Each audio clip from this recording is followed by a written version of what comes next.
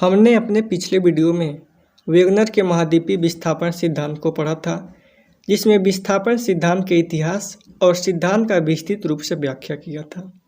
हमने सिद्धांत की व्याख्या करने के लिए 4 विश्व के मानचित्रों को लिया था, जो क्रमशः 225, 150 और 100 मिलियन वर्ष पूर्व के थे, और एक लास्ट मानचित्र वर्तमान मानचित्र था। हमने बारी बारी से उन मानचित्रों को बताया था किस प्रकार से युग परिवर्तन के साथ साथ महाद्वीप का प्रत्येक भाग विखंडित हुआ और लंबे समय की प्रक्रिया के बाद वर्तमान स्थिति को पाया। आज हम इस वीडियो में बात करेंगे कि वेगनर के महाद्वीपीय सिद्धांत के क्या आधार, क्या प्रमाण थे कि उन्होंने दुनिया के सामने अपने सिद्धांत को दिया। चलिए उनके साक्ष्यों को देखते हैं। वेगनर महोदय ने अपने सिद्धांत के पक्ष में अनेक प्रमाण प्रस्तुत किए, जो यह सिद्ध करता है कि सभी भूखंड एक साथ जुड़े हुए थे, जो विखंडन के बाद अलग अलग दिशा में प्रवाहित हुआ है। कुछ महत्वपूर्ण प्रमाण निम्नलिखित इस प्रकार हैं। इनका पहला प्रमाण है जिगसॉ फिट महाद्वीपों में साम्य। अटलांटिक महासागर के पूर्वी एवं पश्चिमी तट, विशेषकर दक्षिण अमेरिका के पूर्वी तट तथा अफ्रीका के पश्चिमी तटों में त्रुटि रहित साम्य दिखाई देता है। ऐसा लगता है जैसे किसी वस्तु के 2 टुकड़े हैं जो टूटकर अलग हो गया हो। बल्लड महोदय ने 1964 ईस्वी में एक कंप्यूटर प्रोग्राम की सहायता से इन दोनों टुकड़ों को जोड़ने का प्रयास किया, जो सटीक रूप से सही आपस में जुड़ गए।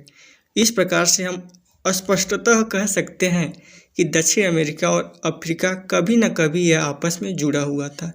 इस प्रकार से पहला साक्ष्य यह व्याख्या करता है कि कभी न कभी यह पूरे महाद्वीप एक संगठित रूप में पेंजिया का रूप था।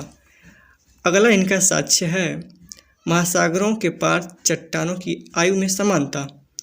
वर्तमान समय में किसी वस्तु का आयु निर्धारित करने की विधि रेडियोमीट्रिक काल निर्धारण द्वारा महासागरों के दोनों किनारों की चट्टानों की आयु सरलता से निर्धारित किया जा सकता है। इसके आधार पर ब्राज़ील के पूर्वी तट तथा पश्चिमी अफ्रीका में 200 करोड़ वर्ष पूर्व शैल समूह की एक पट्टी पाई जाती है। साथ ही साथ इन दोनों तटों पर आरंभिक समुद्री निक्षेप जुरासिक काल का पता चलता है। इससे यह पता चलता है कि जुरासिक काल से पहले यहाँ पर महासागर की स्थिति नहीं थी। इस साक्ष्य से यही निष्कर्ष निकलता है कि किस प्रकार से दक्षिण अमेरिका और अफ्रीका में चट्टानों की यानी एक शैलों की एक ऐसी पेटी पाई जाती है जो आयु में दोनों समानता को प्रदर्शित कर रही है। यानी अफ्रीका में जो शैल है और जो दक्षिण अमेरिका में शैल है, यहाँ पर जो उन चट्टानों की आयु है वो समानता है। और इससे यह स्पष्ट होता है कि इन दक्षिण अमेरिका और अफ्रीका के बीच जब आपस में जुड़े हुए थे तो यहाँ पर कोई महासागर नहीं थे, अर्थात जुरासिक काल से पहले यहाँ पर महासागरों की स्थिति नहीं थी। अगला प्रमाण है टिलाइट। प्राचीन काल के हिमानी निक्षेपों से बने चट्टानों को टिलाइट कहा जाता है। भारत में पाए जाने वाले गोंडवाना श्रेणी के आधार तल में घने टिलाइट पाए जाते हैं, जो लंबे समय तक हिमावरण या हिमाच्छादन को इंगित करता है। इसी क्रम के निक्षेप दक्षिणी गोलार्ध के 6 स्थल खंडों अफ्रीका, फाकलैंड जो दक्षिण अफ्रीका में है, मेडागास्कर, फिर दक्षिण अफ्रीका, फिर ऑस्ट्रेलिया तथा अंटार्कटिका में पाए जाते हैं। इससे यह स्पष्ट होता है कि ये भूखंड किसी काल में आपस में मिले रहे होंगे, जहाँ पर लंबे समय तक हिमावरण रहा होगा और कालांतर में इसका विखंडन के साथ संपन्न विस्थापन हुआ होगा। यहाँ पर इस साक्ष्य से यही निष्कर्ष निकलता है कि हर एक महाद्वीपों में समान रूप से हिमानीकरण के साक्ष्य मिलना यह तभी संभव है कि जब पूरे एक रूप से संगठित हुए हों और पेंजिया का रूप लिया हो, और लंबे समय तक पेंजिया में हिमानीकरण हुआ होगा, और जब विखंडित हुआ होगा तो समान रूप से सभी भाग में हिमानीकरण के साक्ष्य मिले। यानी यह साक्ष्य यही इंगित करता है कि सभी महाद्वीप आपस में जुड़े हुए थे और पेंजिया का रूप लिया हुआ था। अगला साक्ष्य है प्लेसर निक्षेप। प्लेसर डिपॉजिट्स खनिज संपन्न पहाड़ियों, पठारों के कगारों में तथा वहां से निकलने वाली नदियों के निक्षेपों में खनिज की सिराएं पाई जाती हैं, जिसे प्लेसर निक्षेप कहा जाता है। इसमें शुद्ध रूप से पाए जाने वाले खनिज प्रमुख होते हैं, जैसे सोना, चांदी आदि। अफ्रीका महाद्वीप के घाना तट पर सोने के बड़े निक्षेप पाए जाते हैं, जो गोल्ड कोस्ट के रूप में प्रसिद्ध हैं। किंतु यहाँ पर सोनायुक्त उद्दम चट्टानों का अभाव पाया जाता है, जो आश्चर्यजनक है। सोनायुक्त सिराएं एवं चट्टानें ब्राज़ील में पाई जाती हैं। इससे स्पष्ट होता है कि घाना में पाए जाने वाले सोने का निक्षेप ब्राज़ील पठार से उस समय निकले होंगे जब दोनों महाद्वीप एक दूसरे से जुड़े हुए होंगे। यह तभी संभव है जब दक्षिण अमेरिका और अफ्रीका आपस में सटा हुआ होंगे।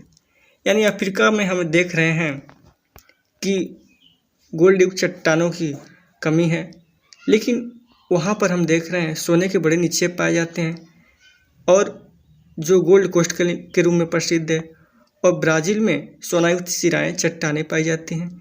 इससे ही स्पष्ट है कि ये दोनों आपस में जुड़े रहे होंगे।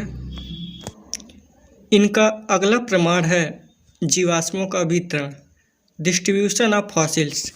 ग्लोसोप्टेरिस नाम के पौधे और मेसोसोरस एवं लिस्टोसोरस नामक जंतुओं का जीवाश्म भारत, ऑस्ट्रेलिया, दक्षिण अमेरिका तथा दक्षिण अफ्रीका महाद्वीप में पाए जाते हैं। इसी प्रकार लेमूर के अवशेष भारत, मेडागास्कर व अफ्रीका में पाए जाते हैं। इन तीनों स्थलखंड को मिलाकर कई वैज्ञानिकों ने इसे लेमूरिया कहा है। इससे यह साबित होता है कि किसी काल में यह आपस में जुड़े हुए थे। कुछ ऐसे जीव हैं या कुछ ऐसे जीवों का जीवाश्म है जो किसी विशिष्ट क्षेत्र, किसी विशिष्ट महाद्वीप में पाया जाता है, लेकिन फिर भी हमने कुछ साक्ष्यों को देखा है जो अलग महाद्वीपों में भी पाए जाते हैं। जैसे कंगारू केवल ऑस्ट्रेलिया में पाए जाते हैं, लेकिन कंगारुओं का जीवाश्म ब्राज़ील में भी देखने को मिला है। यानी इससे स्पष्ट हो रहा है कभी न कभी आपस में जुड़ा हुआ था, यानी पेंजिया का रूप था। तभी हमें कंगारुओं का अवशेष ब्राज़ील में भी देखने को मिलता है। इनके अगले प्रमाण को हम देखते हैं, लेमिंग जीवों का बर्ताव। स्कैंडिनेविया, जिसमें नॉर्वे, स्वीडन, डेनमार्क आते हैं, के उत्तरी भाग में पाए जाने वाले लेमिंग नामक छोटे छोटे जंतु की संख्या अधिक हो जाने पर ये सभी पश्चिम की ओर भागने लगते हैं, परंतु आगे स्थल न मिलने के कारण महासागर में डूबकर मर जाते हैं। इससे यह पता चलता है कि अतीत काल में जब स्थलखंड आपस में जुड़े हुए होंगे तो ये जंतु पश्चिम की ओर भागा करते होंगे। यानी यह साक्ष्य यही कहना चाहता है कि बहुत समय पहले, करोड़ों वर्ष पूर्व, इनके पूर्वज पश्चिम की ओर माइग्रेशन करते होंगे संख्या बढ़ने पर, यानी जब आपस में महाद्वीप जुड़े रहे होंगे। वेगनर के सिद्धांत का अगला प्रमाण महाद्वीपीय विस्थापन संबंधी बल है, जो काफ़ी साइंटिफिक है। अल्फ्रेड वेगनर ने महाद्वीपों के विस्थापन में दो तरह के बलों को उत्तरदायी माना है। पहला है ध्रुवीय या पोलर फिलिंग बल, दूसरा है ज्वारीय बल यानी टाइडल फोर्स। पहले हम ध्रुवीय या पोलर फिलिंग बल को देखते हैं।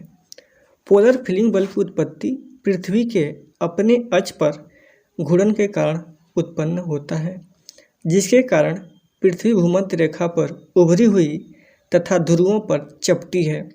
इसी घूर्णन के कारण पृथ्वी के पदार्थों का विस्थापन भूमध्य रेखा की ओर होता है।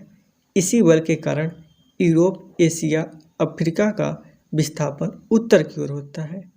यानी वेगनर कहते हैं पोलर फिलिंग बल पृथ्वी के अपने अक्ष पर घूर्णन के कारण उत्पन्न होता है और भूमध्य रेखा की ओर होता है विस्थापन पदार्थों का पृथ्वी के, और इसी बल के कारण यूरोप, एशिया, अफ्रीका का विस्थापन उत्तर की ओर हुआ है। ऐसा तभी संभव है जब पूरी महाद्वीप आपस में संगठित हो, यानी पेंजिया का रूप लिया हुआ हो। यानी यह दूसरा जो साक्ष्य इनका, यह दूसरा यह प्रमाण जो है फिलिंग बल, यानी इसके आधार पर हम यह कह सकते हैं कि करोड़ों वर्ष पहले हमारी पृथ्वी पेंजिया का रूप लिया हुआ था। दूसरा बल ज्वारीय बल है। पृथ्वी पर ज्वारीय बल की उत्पत्ति सूर्य और चंद्रमा के आकर्षण शक्ति के कारण होता है। पृथ्वी अपने अक्ष पर पश्चिम से पूरब की ओर घूर्णन करती है।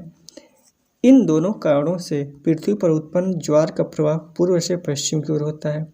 इसी कारण से उत्तरी एवं दक्षिणी अमेरिका का प्रवाह पश्चिम की ओर हुआ है। इन दोनों महाद्वीपों के पश्चिमी भाग में घर्षण अवरोध के कारण रॉकीज एवं एंडीज पर्वतमाला की उत्पत्ति हुई है।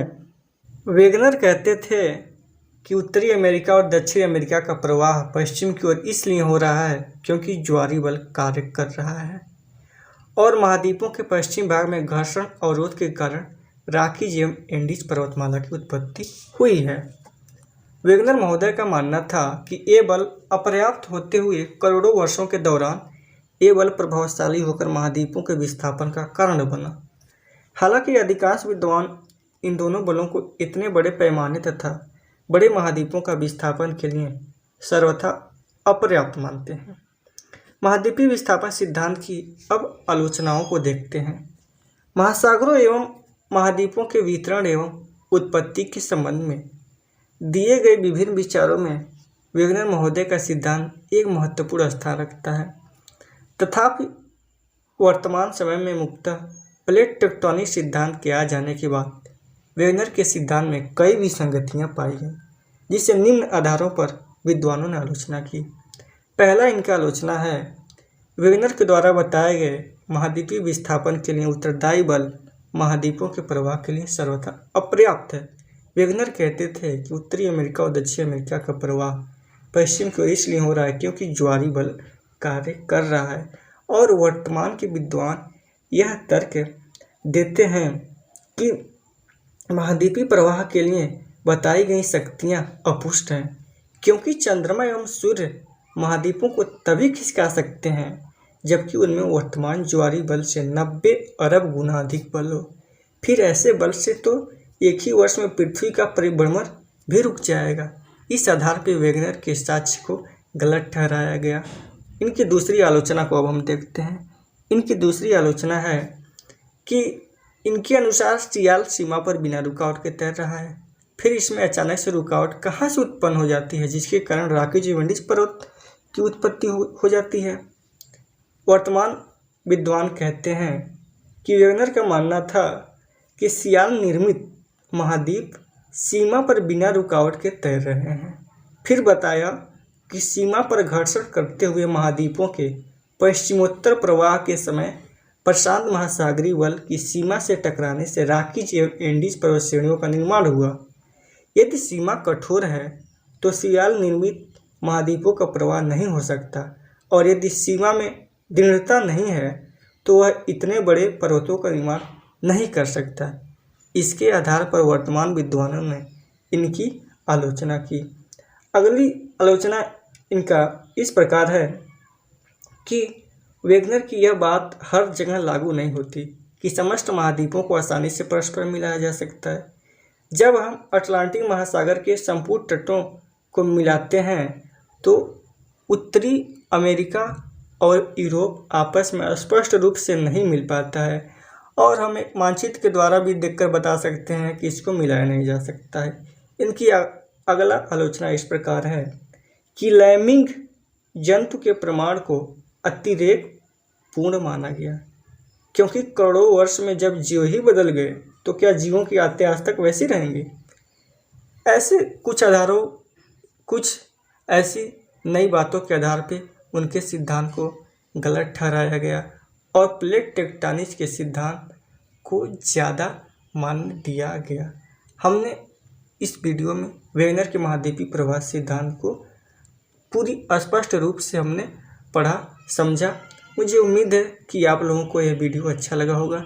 यदि अच्छा है तो वीडियो को लाइक, कमेंट, सब्सक्राइब और शेयर जरूर करें। Thanks for